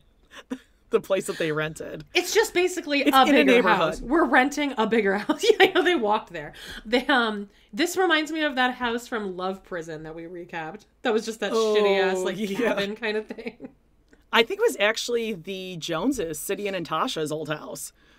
Oh yeah, it was just this was not a cool. It was just somebody's house they rented, a producer's house. Absolutely. Yeah, I was gonna say it probably was like a producer's neighbor's house. They're like, can we just use it Yeah. for filming? We're just like really in a tough We'll spot. pay you $1,000. You don't even have to leave the house. We just need one bedroom in your kitchen. Yeah, because that's all they use. Well, and then so they get in and what's her April's the oldest one, right? Okay, who's the middle one? Jen or Jenny. Okay, so April's like, okay, well, here's going to be the assignments for the sleeping arrangements. So, Oh wait, before we get to that, can we just say when I want to point out the fact that April was driving and Nick is in the what back the fuck seat. was that? It was weird. Well, because proper safety restraints go by like size, Height not and age. weight, yeah, now. right, yeah. So, even though technically he's 38, 48, Yeah. he's little, so he's got to stay in the back. His seat. feet are swinging off the seats. Oh, they don't touch the ground. They do not touch the ground. At But yeah, but then when they picked up Danielle, Jennifer gets in the back, and then Yeah. she's sitting on the middle partition the hump. Who sits on the hump? because they always need to be touching. Gross. It's so gross. And Danielle is sitting shotgun, and she is so fucking nervous. Just. Yeah. But listen, the other 3 were not facilitating any I know. conversation. You guys talk. Yeah, Poor I know. It's Danielle. not. It shouldn't be her responsibility to carry this. No, it reminds me of, and I know I've told this story before, but every so often it'll just come to mind when I see stuff like this, and it reminds me. When I was teaching, we interviewed this one guy, and there was like a set of like 18 standard questions, and like each of us had like 3 questions we were going to ask or whatever, just a very standard form. We'd fill in the answers, and the guy, I say kid, whatever, he was probably like 20 some right out of school. And the first question our principal asked was, so tell us a little bit about yourself. And he talked nonstop for the entire hour of the interview. None of us could get a word in edgewise. And so all of us just like went along with, like, it was just kind of like, and there he goes. Like, and he, I mean, we learned about his acid reflux. I looked like his sister. It was like this, he just, all of us just felt so bad for him because he's so nervous. Just take a breath. Take a breath. And that's what happened to Danielle. She got caught. She got caught in it and couldn't get out. So they arrive at the house. And April decides Jenny's going to sleep with Nick. But are they going to sleep on the other bed? What is that situation? I don't know. The thing is that when they go on vacation, it's usually standard sized beds, and it doesn't fit 3 adults. It barely fits 2 adults. So I guess on vacation they sleep separately. So April thinks that this will be a good test for Danielle to see if she can handle not sleeping with him. Okay. I thought it was going to be a test of, can she handle all sleeping together in the same bed? No, they already did that, though. Well, but that's what they always do, except for those times when they go off and have sex on their own. So wouldn't it make more sense if Danielle and April slept in that big bed in that room? And then, I don't know. What's his face? Nick what she's and saying Jenny? is that they have a bigger bed at their house. But when they go on vacation, the beds are usually smaller. Okay, so on vacation, they can't usually sleep together. Well, that room was weird because it was like a king-size bed and then a twin. Yeah, next to it. 6 inches away from it. And then if you noticed, when Jennifer was sitting on Nick's lap, they like kissed and she's like, Yeah. And then when she got up to go back downstairs, he says, I love you, little girl. I hated that. Ew. Gross. Ew. Especially because she was underage when they met. Yeah, she's almost half his age. So disgusting. And then right on cue, right after he goes, I love you, little girl, we cut to April going, it's 1 o'clock. I mean, to go on this trip, I would really need to, be liquored up the whole time. Oh, there's also a really awkward moment beforehand when after April assigns all the days that they're all gonna fuck, they like the two actual sister wives fist bump, and then Danielle puts up her fist and no one. And someone relieves it eventually, but then and then she goes, yeah, I was like, just trying to shake it off. I feel it. Oh, God, the awkwardness. Oh, I hate that. Yeah. We've all been there. Ouch. She's just shaking it off. So now it's time for wine. Ugh, and then she goes, and April's like, here's another moment. April goes, I think I relate to Danielle, and that's why I'm remembering all these moments, because I've been this person. April's like, ooh, let's open that wine. And then Danielle, after her, goes, let's get those wine glasses out. That was like a punch down on the joke. Oh. Yeah, I was just going to say wine. I was going to say that. The glasses! I didn't know it was a boobs hanging out party. All right, the Jones family, Sidian and Tasha. Now, I took account of the different variations of how they said Ariel. Oh, okay. So I figured it out. I don't know. Tasha says Ariel, like areola. Right. She says Ariel. He says Ariel 3 times, and then he said Ariel once. Okay, great. I think they need to figure out her name before they fly across the world, but no time for that because we got to put our COVID carrier on the bed. That fucking suitcase that has been everywhere. It was so old and beat up and disgusting. It like didn't even have rollers. You God, I'm picturing it right now, just right on the bedspread and the sheets because the bed was not even made. Throw it on there, and and she's like, "Oh, walking shoes. That's a good idea." Yeah, it's a good idea to walk in shoes, Tasha. Shoes. Jesus. But I feel like these are like a couple pair of shoes face down, like feet-see soles down on all his clothes. Gross. Oh, did he? Put them big. Ugh. Or like feet soles facing each other and then in. I feel like they're kind of the new Winders almost, where like I'm kind of rooting for them at least because it seems like they both are. Like he doesn't seem like a bad guy. Like he seems like he doesn't seem like he's just doing this for sex, and she seems into this probably for a lot of the wrong reasons because she has got a lot of like childhood trauma. Yes, but they seem fine. But nothing ever happens with them. They're not gonna have any drama. Do you have condoms? He's like, yes, I do, and I'll make sure to protect thine sword with one organic sheepskin definitely protector sheepskin. of thy seed, my lady. And then he's like, is it okay with you if we get intimate? And then she goes, oh, I'm fine with it. Just make sure that she's okay with it. I know. Yeah, I would hope so. Because it's cool to be consensual. And they like look at the camera, thumbs up. Yeah. Jesus. Dun, dun, dun, dun. God. Okay, so then they walk out. Their room is a mess. There's a random watering can behind their door. A pair of shoes, pair of boots just laying. Mm-hmm. Clean up. There's a camera crew there. And they own a German Shepherd. Like, I'm sure there's hair everywhere. And just the room was depressing. There was like a workstation in there. The bed is up between like 3 walls. Ugh.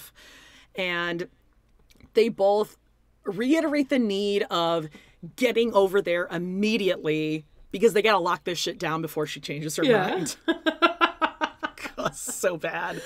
All right, so we have well, and then in the next episode, it showed in the preview for next episode, it shows him in the hotel in Pakistan. Not Pakistan, sorry. The Philippines, sorry. God. And like she calls like so against Al Qaeda. He just wants to like get in there and wipe that shit out.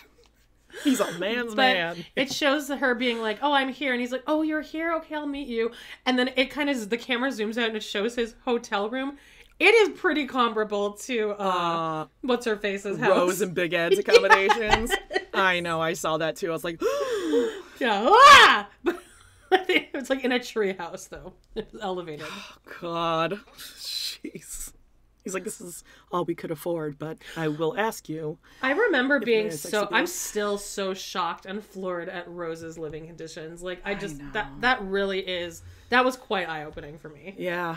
But at least Big Ed was there to shit all over it and say, I can't possibly stay here one more night, Rose. I'm sorry. And she was begging to get back to that.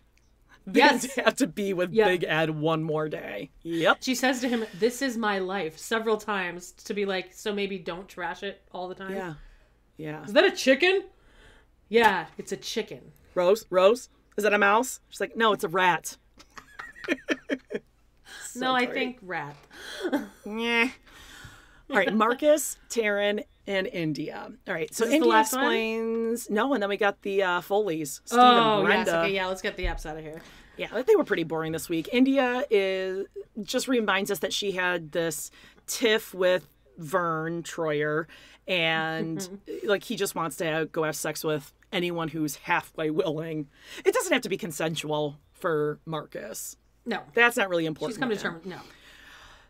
Okay, so they surprise India with her sister Chastity, who's come to visit for her 30th birthday party. Great timing on that surprise, by the way. She's carrying like all these groceries, and her sister's like, "Hi," and everyone's like surprised, and she's like, "Oh, hi. What can somebody?" Yeah, does someone want to take this off my hands, right? God. And Marcus the whole time during all these conversations is just like getting right in there, and then once she says something to his liking, he'll like kiss her performatively. Yeah, he pops in a very performative, like, look at me, I'm the doting husband. Ugh, I hate him.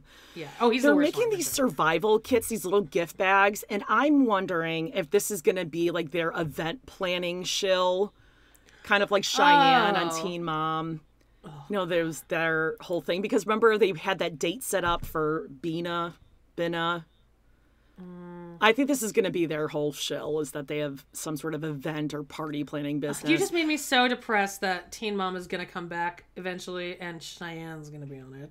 Oof. Ryder. Like I think Young and Pregnant is on right now, because I think I had to cancel the recordings on my DVR. Nope. Yeah, no, I don't watch it at all. Okay, so do they have a party planning business? Then I put, oh wait, it's about Vern's cooking show.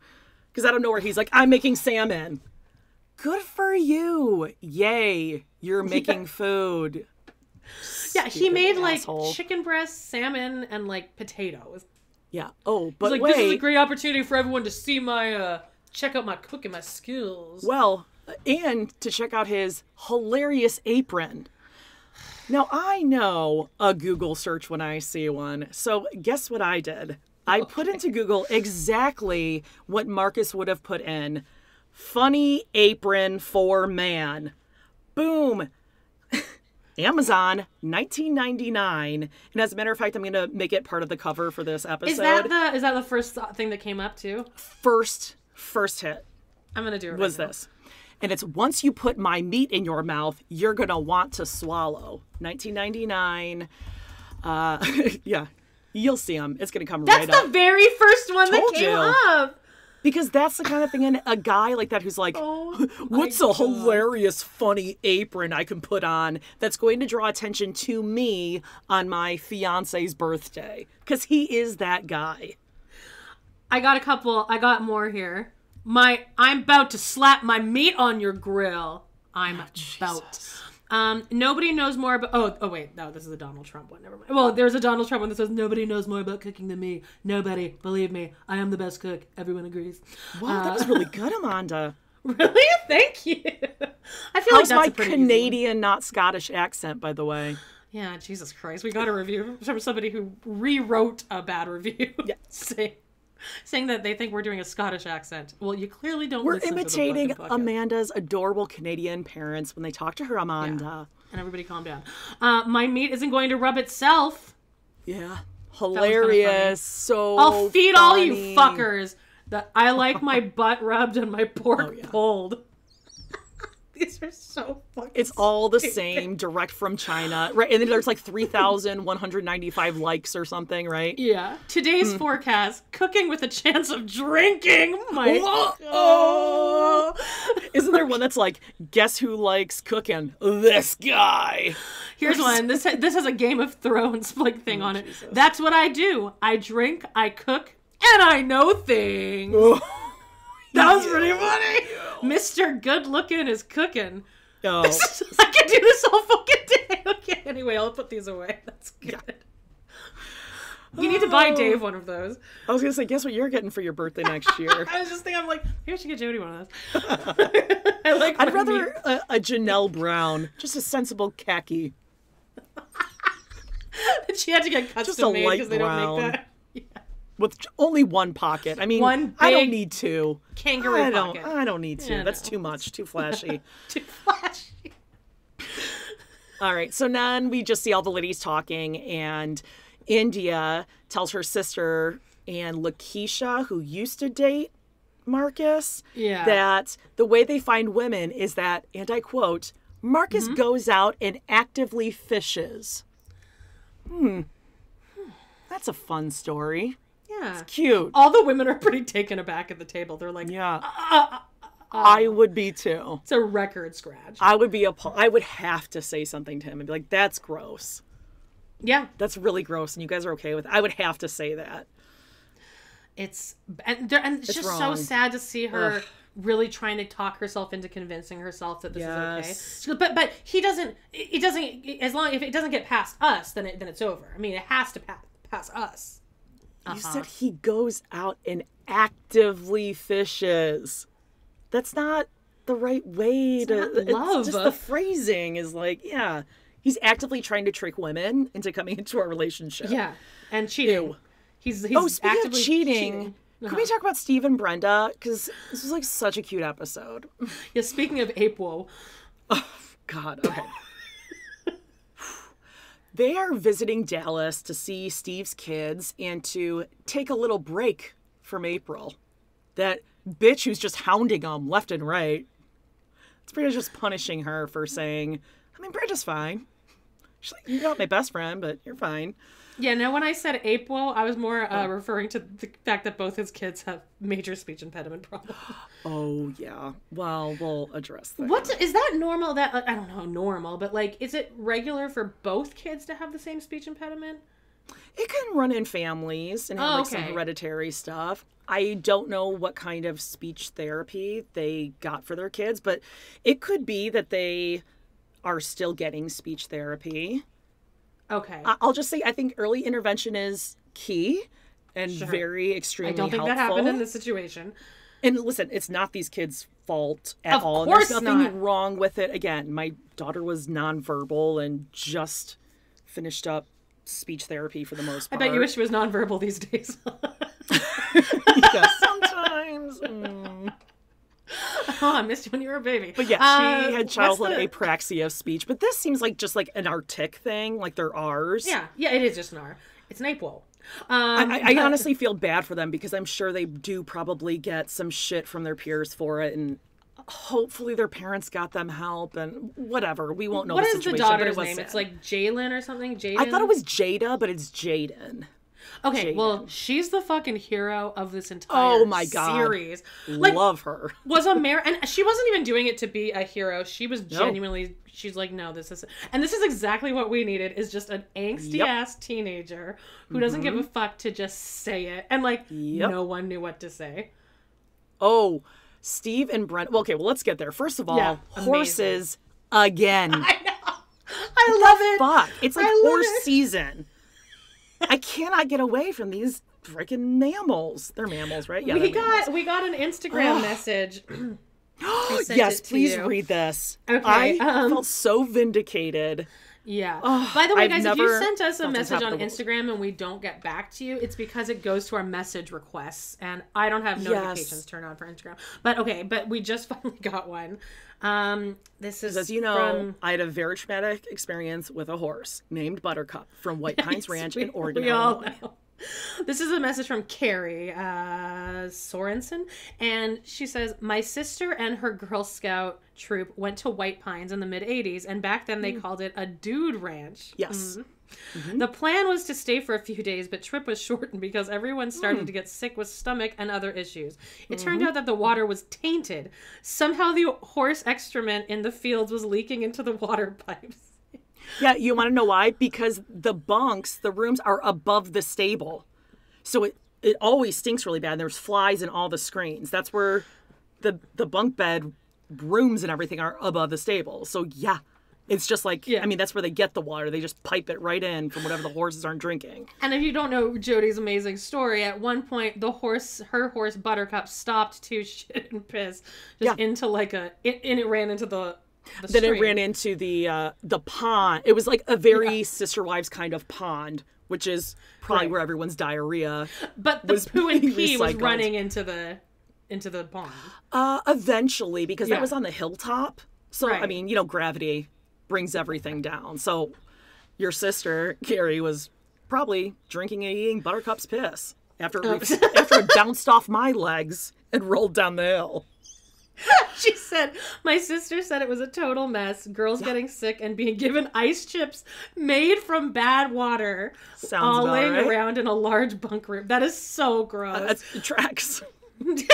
That tracks. It all tracks. I'm pretty sure it was in the paper back then. Anyway, her memory of White Pines Dude Ranch isn't a good one either. Yeed. All right, anyway. I mean, I think we need to have like a White Pines survivors get together. Yeah. We all bring our own ice and our bottled water. Oh, for sure. Yeah. Bring all your own supplies. Oh my God, that's amazing. All right, so whatever. They go on these horses, and Preston is there, who's 18, Jaden's 16. Jaden's just like on the horse, like, just so angsty. How old do you think we are? Yeah. Well, Preston's into it. He's like, I'm going to be a cowboy. And then he says it again at dinner. I'm like, how old are you? Yeah, it's very weird. So Steve explains it to us. He's like, there's been a little bit of distance with the children lately, with work and the new house. There's been a strain on our time, so we haven't gotten to see them as much. No, not an excuse. Everyone works. Everyone's got shit going on. They're your children. Also, he says this thing like where, they were totally fine with it before. Yep, here we go. And one was 7 and one was 9 or whatever the ages were. And now all of a sudden, outside influences. Outside influences made it tough for the kids who were 8 and 10 at the time. You know, when we brought Brenda in to live with them, at first they were fine, but, you know, we got a divorce. That's because they were 8 and 10, and now they're grown-ups almost. My ex didn't want the kids to call Brenda Ma anymore. Yeah. Well, yeah. Because she's not their mom. She's Brenda. Yeah. Your new wife. I love that Jaden's like, yeah, I like Brenda's fine, I guess. It's fine when we see her. She's fine. Yeah, because we don't really see my dad that often. Yeah. I mean, Brenda's okay. I guess I mean, care. he's out of his mind. So it's the outside influences made it tough for him. They made it hard on the kids. It wasn't like the divorce. Nothing. I mean, Steven didn't have anything to do with it. They were fine. They loved Brenda when they didn't know. Yeah. And the mom was happy. Part of the relationship. Mom was happy before the outside influences came. And then then it flashes to the kids saying, yeah, from the second Brenda moved in, we could tell our mom was really miserable and unhappy. Yep. So like the kids were seeing it, and he was just convincing himself that the mom was into it. And she wasn't. Remember their cool story where they were all hanging out and being friends, and then one day when the wife was out of the room, they were like, are we dating? This is so funny. It's such a silly story. Oh, God. Gross. And Brenda even said herself, the kids didn't even know that they knew I was around a lot, but they didn't know it was like a relationship between the three of us. Yes, I'm sure they were like, okay, this is like your friend Brenda. Yeah. Okay. Because why would they not think that? Was before you blew up their lives. Yeah. God, you asshole. So then... Again, they think they're the fucking Cleavers now. They go for, actually this is very like Brady Bunch. They go on a horse ride down the Grand Canyon. Now they're going to make some homemade chicken noodle soup that they have never made ever before. There were way too many noodles. Oh my God. Christ. It was like they could have taken one of those noodles out, put it in the oven, and it would have been like a French baguette. They were so huge, these noodles. Yeah, and he was in there with that dough just kneading. And the pot was too small. It was a teeny little pot for 4 people to eat from. Well, how did he cut the dough for the noodles? Like, he took a pizza slicer and was like, oh, I'll just do like 100%, strips. 100%, that's what I was going to say. No, you got to go skinny. They're going to swell up. This is fresh pasta. You and I like a thick noodle, too, in a soup. Like, my grandma makes kind of thick noodles for her soup. Sure. But these were outrageous. No, this is just dough. It's just boiled dough. If they were to put those in, actually, if they would have put some baking soda in that water, boiled it, and then put them in the oven, you know what they would have gotten? What? Pretzels. Really? That's how you make soft pretzels. I use Alton Brown's soft pretzel recipe. Delicious. Highly recommend. I don't really. It's so easy. But also, I'd be like, can we get something else with this? We're just gonna get soup. Yeah. Soup. And by the end, the son was using a fork to pick up. There was like teeny tiny little chops of celery. And then the carrots were like strips from a peeler. So it was like the shapes of everything were all off. Oh, they peeled it and then they cut up the strips? No, they just kept peeling the carrot. Oh. So it was just like thinned. I don't even know what you would call that. Jeez, like and then the celery was teeny tiny chopped, like minced. Oh yeah, I know. And then the noodles. At one point during the awkward conversation, it just cuts to Preston taking a bite of one teeny celery off of his fork. Yeah, the scale of all of this was way off, and they just poured just chicken broth. They just poured it in there, boiled it, and the bowls. It's like little teeny little a mug. Yeah, and I think Jaden took all the noodles. Because he just scooped in with those tongs. And he's just like, those are mine. Preston, you mean? Bonk. Oh, sorry. Yeah, Preston. All right, so they're eating their chicken noodle soup. And then Steve and Brenda tell us a story about Jaden. Like, she's just like a typical 16-year-old girl and like hormones. She knows which buttons to push. And she just loves getting a reaction out of me. It's just a phase, You know how kids are. No. Yeah, because she hates you. Yeah. Because you're a monster. And you are not validating her or acknowledging her as a person who has had a bad traumatic experience from you, and you're just ignoring it. So now they're eating soup. And he goes, how's the soup? And Preston goes, it's good. And then he goes, how about you, Jaden? And she says nothing. And he goes, that means that she likes it. She hasn't even touched her. She hasn't even picked up her fork. The whole time she's just like mixing it around. I don't blame her. She's like, fucking Brenda touched this. I'm not eating it. Yeah. I would I do feel the bad exact for same Brenda, thing. kind of, but like, too Oh, I bad you don't did feel it bad to for yourself. Brenda. Yeah, you fucking did it to yourself. Cara Berry calls her Brindle. Yeah. Oh, God, I don't like her at all. I think Brenda's a bitch. Think about how she treated April. You brought this girl into this. Yeah. She didn't seek you guys out. You went and sought her out. So he's like, kids, I have some pretty exciting news. Brenda and I are ready to start the process of dating and adding to our family. You're not starting the process. You actually just broke up with someone already. Are they officially broken up? Well, I don't know. They're on a break. Okay. We were on a break. Yeah, okay. Yeah. Do you get that reference? Yes. It's Okay, from Friends. From and Friends. so he's like, I just don't get, if the kids aren't on board, they don't understand it. What do?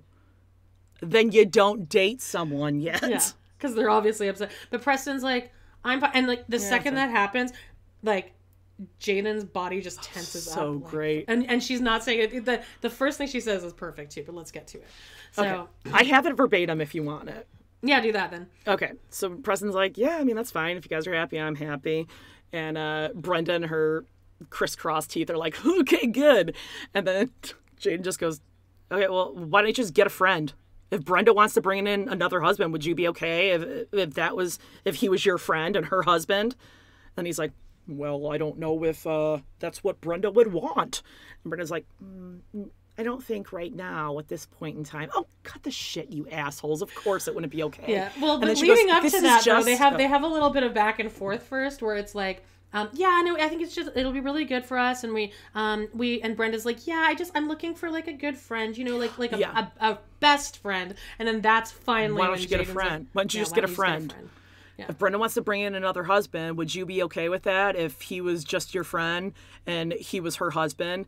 This is an uncomfortable situation to be in because it's weird when your parents are dating multiple people. Because I think when you're a parent, those kinds of activities and relationships should not be a thing. And that's a decision you should have had before you had 2 kids. Divorce your wife and get another girlfriend if that's what you want to do. I genuinely think his lifestyle is disgusting. Gross. Yeah, I mean, slow clap to that. Amazing. America. She's like, imagine you being 16 and your parents come to you and say that I want another girlfriend. I mean, she's been thinking this monologue up for months, years. And she's waited till she's had the opportunity for a camera to so that have they the can't protection. yell at her. Yep. Yeah. And so that your dad can't shut you down and make it seem like you're out of line, missy, and try to come up with excuses why she's wrong. But that's great. every point she made is so valid. Yep. If you wanted to have this kind of a lifestyle, you should have thought of that before bringing kids into this. And 'Cause then we're if you miserable. decided that, then divorce your wife and then get another girlfriend if that's what you want to do. Oh, there's something different about this loved it. dynamic in particular. But next week, it's going to be them being like, well, what do we do? Yeah. I mean, where do we go from here? Then you fix shit with your kids before you move on Yeah. to another relationship. But Because they that's won't. more important. Of course not. And then during this reprimand, Brenda and Steve are both just looking down at their bowls of soup like they're getting yelled at, which they should. Because she was absolutely right. There's nothing they could say. No. Because she's Zero totally right. argument. They're busted. Loved it. I love it. Yeah, I love want more Jaden. Bring her More back. Jaden for sure. Less Yeah. horses, more Jaden. All right, so what do we have coming up this week? We have Real Housewives of Beverly Hills, Sister Wives, the Teen Sex Talk episode. Spicy. We are going to be recapping Untitled Request podcast Glee, the musical concert. Can't wait. And an iconic Brewster. episode of Punky Brewster, the freezer, refrigerator, It's called Sherry Lifesaver, Lifesaver. which I think is, Cherry Lifesaver. So yeah. Oh, check I that literally out. never got check that. the show notes. Sweet. All right, guys. We will see you next week. Bye-bye. Bye bye.